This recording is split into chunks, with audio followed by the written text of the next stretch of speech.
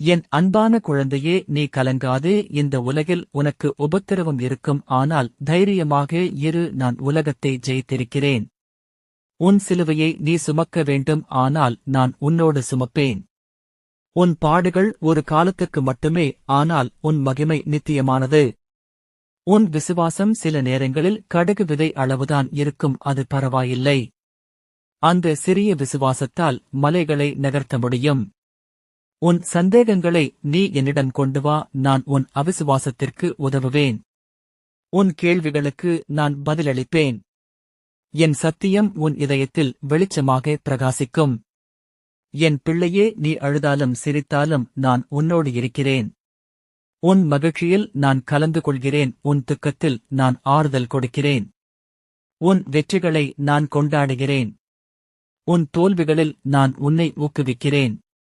உன் குடும்பத்தை நான் ஆசீர்வதிக்கிறேன். உன் பிள்ளைகள் என் பிள்ளைகள், அவர்கள் என் அன்பையும் என் சத்தியத்தையும் அறிந்து கொள்வார்கள்.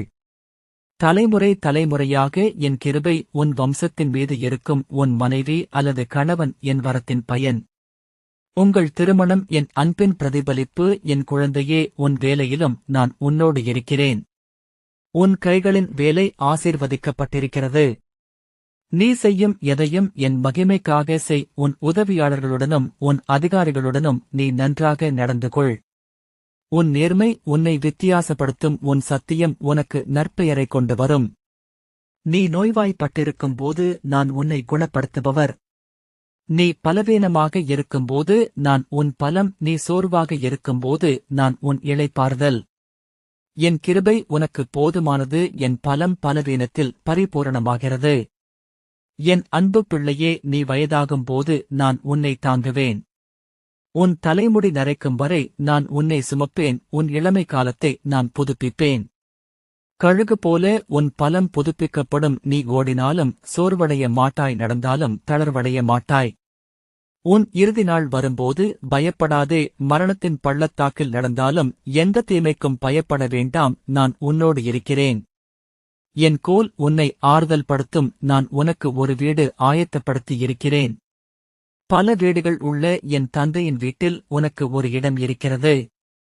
என் பிள்ளையே, நான் உன்னை அன்பு செய்கிறேன் என்பதை எப்போதும் நினைவில் வை. இந்த அன்பு நிபந்தனையற்றது. உன் செயல்களால் அதை சம்பாதிக்க வேண்டியதில்லை. உன் தவறுகளால் அதை இழக்கவும் முடியாது. என் அன்பு நித்தியமானது, மாறாதது, அளவற்றது. நீ இப்போது என்னை முழுமையாக புரிந்து கொள்ளாவிட்டாலும் ஒரு நாள் முகத்துக்கு முகமாக என்னை பார்ப்பாய். என் வார்த்தைகள் நித்தியமானவை, அவை கடந்து போகாது. என் அன்பான குழந்தையே, இப்போது போய் நல்ல செயல்களை செய். நீ என் அன்பை மற்றவர்களுக்கு வெளிப்படுத்து. நீ என் சமாதானத்தின் தூதுவனாக இரு. நீ என் கிருபையின் கருவியாக இரு. நீ எங்கு சென்றாலும் என் ஆசீர்வாதம் உன்னோடு செல்லும். நீ தனியாக இல்லை என்பதை நினைவில் கொள். நான் எப்போதும் உன்னோடு இருக்கிறேன்.